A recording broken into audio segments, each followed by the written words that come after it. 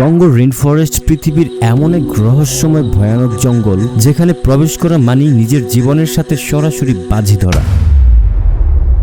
কারণ এখানে আজও পর্যন্ত মানুষ পা রাখার সাহস করেনি। এটি পৃথিবীর দ্বিতীয় ফুসফুস বলা হয়। আপনি কি জানেন কেন এই বনকে পৃথিবীর সবচেয়ে ভয়ঙ্কর স্থানগুলোর মধ্যে একটি বলা হয়? কারণ এটি পৃথিবীর এমন এক জঙ্গল যেখানে আজও পর্যন্ত বিজ্ঞানীদের অজানা এমন অনেক প্রজাতির প্রাণী লুকিয়ে আছে যা দেখলে আপনার বিশ্বাস হবে না। কঙ্গোর গভীরে অদ্ভুত এমন কি লুকিয়ে আছে যার জন্য আজ পর্যন্ত কোনো সঠিক মানচিত্র তৈরি করা সম্ভব হয়নি। চলুন আজ জেনে নেই কঙ্গো রেইনফরেস্টের ভয়ঙ্কর সব সত্য।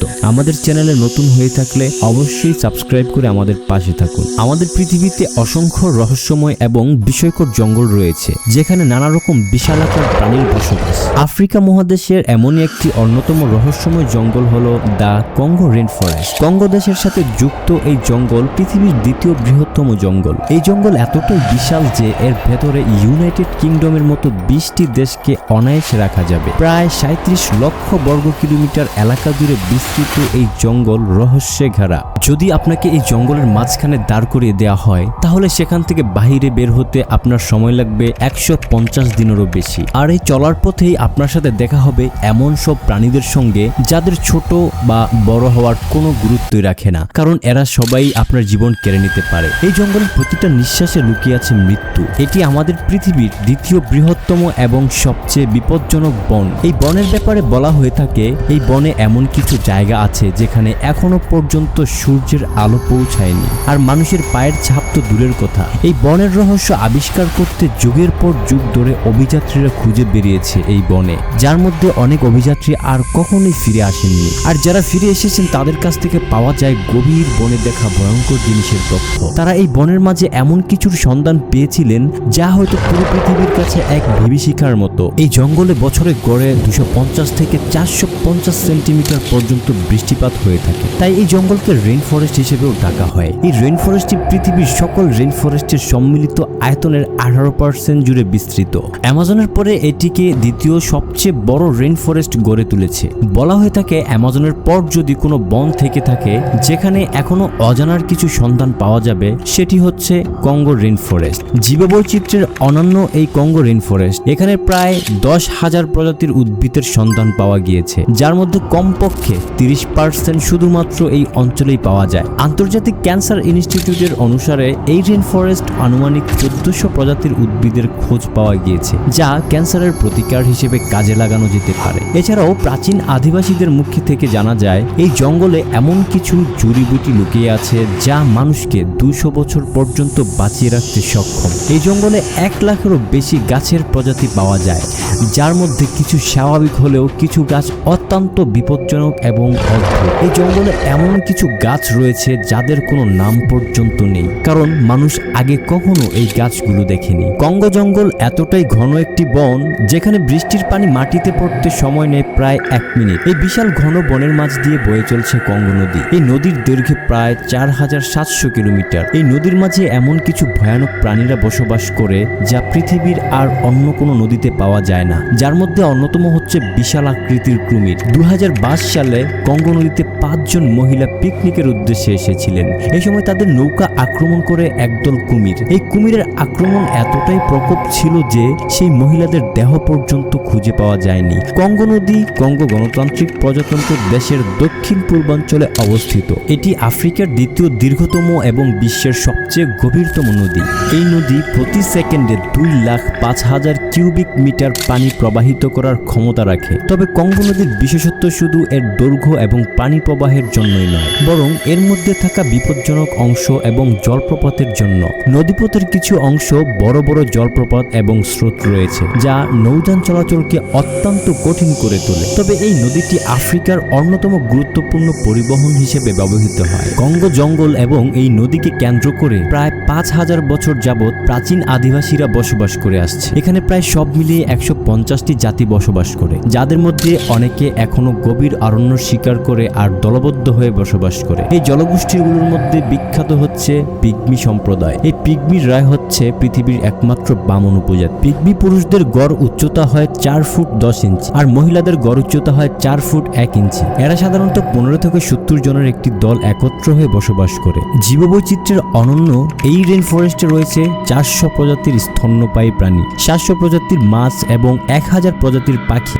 একটি অদ্ভুত ব্যাপার কি জানেন? এই জঙ্গলের ভেতরে এমন কিছু জায়গা রয়েছে যেখানে মানুষের পা পর্যন্ত পড়েনি। এমনকি স্থানীয় উপজাতিরাও এই জঙ্গলের গভীরে প্রবেশ করতে ভয় পায়। কঙ্গো শুধুমাত্র মানচিত্রের একটি স্থান নয়, এটি এক রহস্যময় পৃথিবী যা বিস্ময় আর আশ্চর্যে পরিপূর্ণ।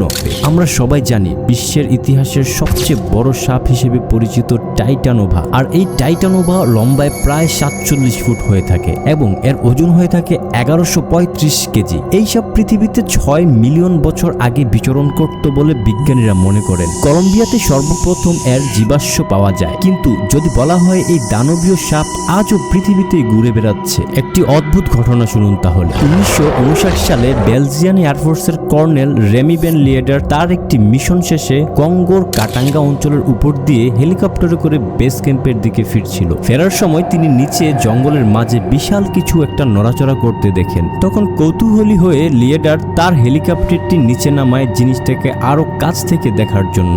নিচে আসতে তিনি যা দেখেন তার জন্য কখনোই প্রস্তুত ছিল না। সেখানে পড়েছিল দানবীয় আকারের একটি বিশাল সাপ, যেটা প্রায় 50 ফুট লম্বা, আর সাপটির মাথার আকার ছিল 3 ফুট লম্বা এবং 2 ফুট চওড়া। সাপটির গা ছিল গাঢ় বাদাম এবং সবুজ রঙে আর পেট ছিল সাদা। লিয়েডার সাহস করে আরো নিচে যাওয়ার সিদ্ধান্ত নেন, কিন্তু হঠাৎ করে সাপটি 10 ফুট উচ্চতায় মাথা তুলে দাঁড়িয়ে পড়ে, যেন সে আক্রমণের জন্য প্রস্তুত। বিপদ বুঝতে পেরে লিয়েডার দ্রুত হেলিকপ্টার নিয়ে সরে আসেন, তবে যাওয়ার আগে তিনি কয়েকটি ছবি তুলতে সক্ষম হন। বেস ক্যাম্পে ফিরে এসে সে যখন এই ঘটনা বিশেষজ্ঞদের বলে, তখন কেউই প্রথমে বিশ্বাস করতে পারেননি, কিন্তু যখন বিশেষজ্ঞরা তার তোলা ছবিটি দেখেন তখন তারাও আশ্চর্য হয়ে যায়। পরে গবেষণা করে স্থানীয় উপজাতিদের সাথে নিয়ে সেই স্থান অনুসন্ধান চালায়, কিন্তু এমন বিশাল সাপের কোনো অস্তিত্ব খুঁজে পায়নি তারা। বিশেষজ্ঞদের মতে এটি হয়তো আফ্রিকান রক পাইথন হতে পারে, যা 25 ফুট পর্যন্ত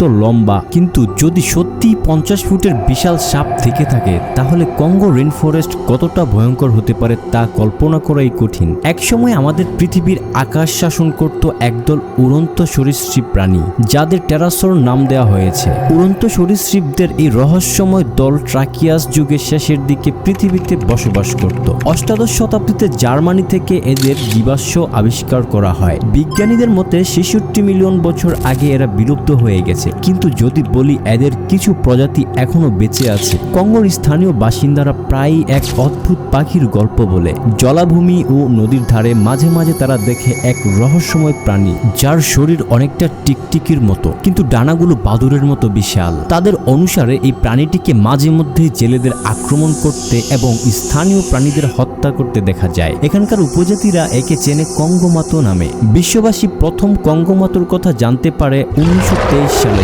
যখন প্রাণীবিজ্ঞানী ফ্রাঙ্ক হিউম মেলন তার বই ইন হুইচ বাউন্ড আফ্রিকা প্রকাশ করেন। মেলন উত্তর কঙ্গোর এক অভিযানে গিয়ে স্থানীয়দের সাথে বন্ধুত্ব গড়ে তোলেন এবং তাদের কাছ থেকে ওই উড়ন্ত দানবগুলোর গল্প শোনেন। কৌতূহলী হয়ে তিনি বিভিন্ন অঞ্চলে ঘুরে স্থানীয়দের এই বিষয়ে জিজ্ঞাসাবাদ করেন। আশ্চর্যের ব্যাপার, সবাই একই রকম এক রহস্যময় প্রাণীর বর্ণনা দেয়। তারা বলে আকাশে এক বিশাল আকৃতির উড়ন্ত সরীসৃপ দেখা যায়। আর এত মানুষের কাছ থেকে একসঙ্গে একই বিবরণ পেয়ে মেলন নিশ্চিত হন এই অদ্ভুত জীব হয়তো সত্যি অস্তিত্বশীল। তাহলে কি টেরাসোররা সত্যি সম্পূর্ণ বিলুপ্ত হয়নি, নাকি কঙ্গোর অন্ধকার কোনো কোণে লুকিয়ে আছে তারা? ডেমোক্রেটিক রিপাবলিক অফ কঙ্গো এই দেশটি প্রাকৃতিক সম্পদের এক বিশাল ভান্ডার। এই দেশে লুকিয়ে আছে মূল্যবান ধাতু ও খনিজের বিপুল পরিমাণে মজুদ। এটি পৃথিবীর অন্যতম সমৃদ্ধ দেশ হওয়ার কথা থাকলেও বাস্তবে এখানকার অধিকাংশ মানুষ চরম দরিদ্রের মধ্যে দিন কাটায় এবং দেশটি সব সময় বিশ্বের দরিদ্রতম দেশগুলোর তালিকায় থাকে। এই দুর্দশার কারণ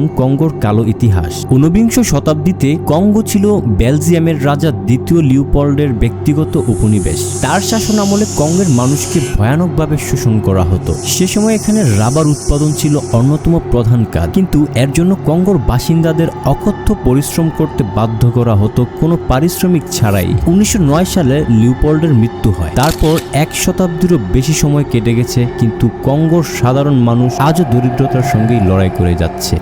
কিন্তু অ্যাঙ্গোলো-সোল্ডের গল্প আজও কঙ্গোবাসীদের মনে আতঙ্ক ছড়িয়ে আসছে। আফ্রিকা বহু বছর ধরেই বিশ্বের বিভিন্ন এক্সপ্লোরারদের আকর্ষণ করে আসছে। তাদের মধ্যে অন্যতম ছিলেন ইতালির লেখক, চলচ্চিত্র নির্মাতা ও অ্যাডভেঞ্চার প্রেমী অ্যাটেলিও গ্যাঁ। 1927 সালে তিনি চিকিৎসার জন্য মিশরে আসেন, কিন্তু একবার আফ্রিকার মাটি ছুঁয়ে যেন এই মহাদেশের প্রতি তিনি মুগ্ধ হয়ে পড়েন। ছোটবেলা থেকে তিনি আফ্রিকার সংস্কৃতি সম্পর্কে জানার প্রতি গভীর আগ্রহ ছিল। এই আগ্রহ তাকে টেনে নিয়ে যায় কঙ্গোর গভীরে, যেখানে তিনি এখানকার প্রাকৃতিক সৌন্দর্য ও উপজাতিদের সংস্কৃতি অধ্যয়ন করতে লম্বা সময় কাটান। কেবল পর্যবেক্ষণ করাই নয়, অ্যাটেলিও স্থানীয় উপজাতিদের সঙ্গে মিশে যান, তাদের সঙ্গে শিকারে বের হন এবং ডকুমেন্টারি ফিল্ম তৈরি করতে শুরু করেন। কঙ্গোতে অবস্থানকালে তিনি প্রায় 40,000-এর বেশি ছবি ক্যাপচার করেন, যার মধ্যে সবচেয়ে বিখ্যাত একটিতে তাকে গরিলার শিকার করা উপজাতিদের সঙ্গে দাঁড়িয়ে থাকতে দেখা যায়। এভাবেই তিনি উপজাতিদের বিশ্বাস অর্জন করেন। একদিন তাকে কিছু স্থানীয় লোক জানায় কঙ্গোতেই এক ভয়ানক গুহা আছে, যেখানে এক অশুভ আত্মার বাস, আর তারা বলে কেউ যদি এই গুহায় প্রবেশ করে সে আর কখনোই ফিরে আসে না। আর এই গুহার নাম হলো কাউনা কেভ। কাউনা শব্দের অর্থ বেদনাদায়ক মৃত্যু। এই রহস্যময় গল্প অ্যাটেলিওকেও ভীষণভাবে আকর্ষণ করে। তিনি স্থির করেন তিনি ওই গুহায় প্রবেশ করবেন। এরপর একটি বড় অভিযাত্রী দল নিয়ে তিনি কাউনা গুহার অন্ধকারের মধ্যে প্রবেশ করেন। প্রথমেই তারা এক তীব্র দুর্গন্ধ অনুভব করেন। যত গভীরে যেতে থাকেন ততই চারপাশের বাতাস ভারী হতে থাকে, আর তারপর তিনি যা দেখেন তাতে তারা সবাই ভয় পেয়ে যায়। গুহার ভেতরে অসংখ্য মানুষের হাড় ও কঙ্কাল ছড়িয়ে ছিটিয়ে রয়েছে, যেন হাজারো মানুষকে এখানে নির্মমভাবে হত্যা করে ফেলে রাখা হয়েছে। স্থানীয়দের বিশ্বাস এই গুহায় অভিশপ্ত আত্মা মানুষকে অপহরণ করে এখানে নিয়ে আসতো এবং তাদের হত্যা করত। কিন্তু অ্যাটেলিও আরও গবেষণা ও অনুসন্ধান চালিয়ে জানতে পারে একসময় এই গুহাটি ছিল স্থানীয়দের সমাধিক্ষেত্র।